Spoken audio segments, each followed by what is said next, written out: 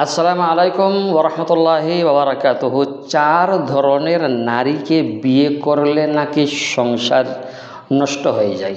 আজকের ভিডিওর বিষয়বস্তু খুবই গুরুত্বপূর্ণ, তাই এই 4 ধরনের নারীর মধ্যে আপনার স্ত্রী পড়ে না তো, সেজন্য আপনাকে ভিডিওটা দেখতে হবে।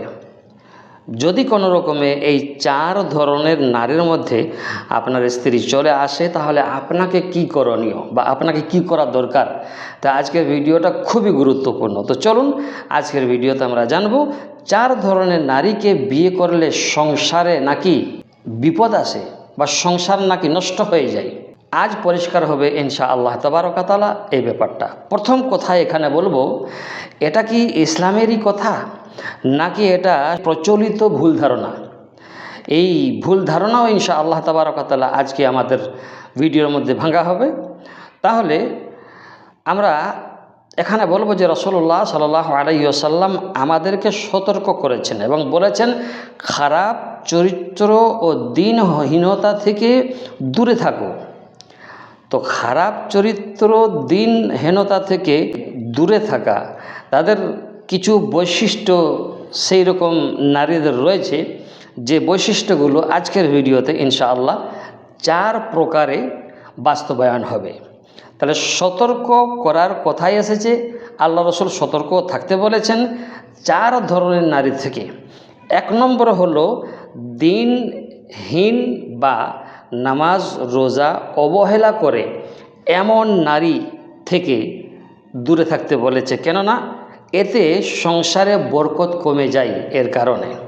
2 নম্বর নারী যে হলো খারাপ চরিত্র বা বেহায়াপনা আছে এমন নারী, যে নাকি পর্দা মানে না, গুনাহকে হালকা ভাবে বা হালকা করে গুনাহকে দেখে। এই রকম নারী যদি আপনার সংসারে বা তাদের সাথে যদি বিবাহ করা হয়, তো সংসারে অশান্তি আসার কথা বলা হয়েছে। 3 নম্বর হলো অহংকারী ও কৃতঘ্ন স্বভাবের নারী।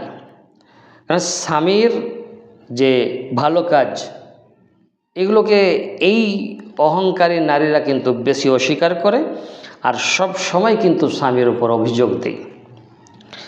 তাই 4 নম্বর যে ব্যাপারটা হলো ঝগড়াটে ও অসহযোগী নারী। ছোট বিষয় নিয়ে যারা বড় বড় ঝামেলা ঝগড়া করে, আর যার কারণে সংসারে যে শান্তি থাকে সেই শান্তি শেষ হয়ে যায়। তো এই যে 4 ধরনের নারীর কথা আজকে আমরা বললাম, থাম্বনেইলে আপনি দেখতে পেয়েছেন 4 ধরনের নারীকে বিয়ে করলে সংসার নষ্ট হয়। আসলে কিন্তু শরীয়তের এটা মূল কথা নয়। মূল কথা হলো এই যে 4টি কথা বলা হলো, এই 4টি কথা একটি হাদিসে নাই। এর কারণ কি, যে প্রশ্নকারীর প্রশ্নের উত্তর দেওয়ার জন্য এই রকমটা করা হয়েছে। আলাদা আলাদা এগুলো হাদিস। নবী সাল্লাল্লাহু আলাইহি ওয়াসাল্লাম বলেছেন যে দিনদারিকে তোমরা বেশি প্রাধান্য দাও, দিনদারিকে তোমরা বেশি প্রাধান্য দাও।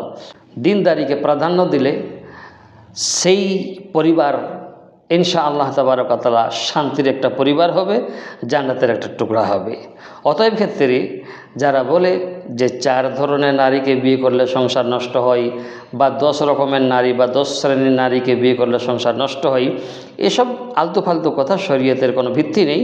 তবে আমি আজকের যে হাদিস বলেছি 4, 1, 2, 3, 4টি যে কথা বলেছি পাওয়া গেছে আলাদা আলাদা হাদিসের মধ্যে, একে হাদিসের মধ্যে নয় যে তার হেডিংয়ে ছিল যে 4 ধরনের নারীকে বিয়ে করা বা বিয়ে করলে সংসার নষ্ট হবে, এরকম কোনো কথা নয়। তবে আল্লাহ রসুল সতর্ক করেছেন এই 4 ধরনের নারী থেকে।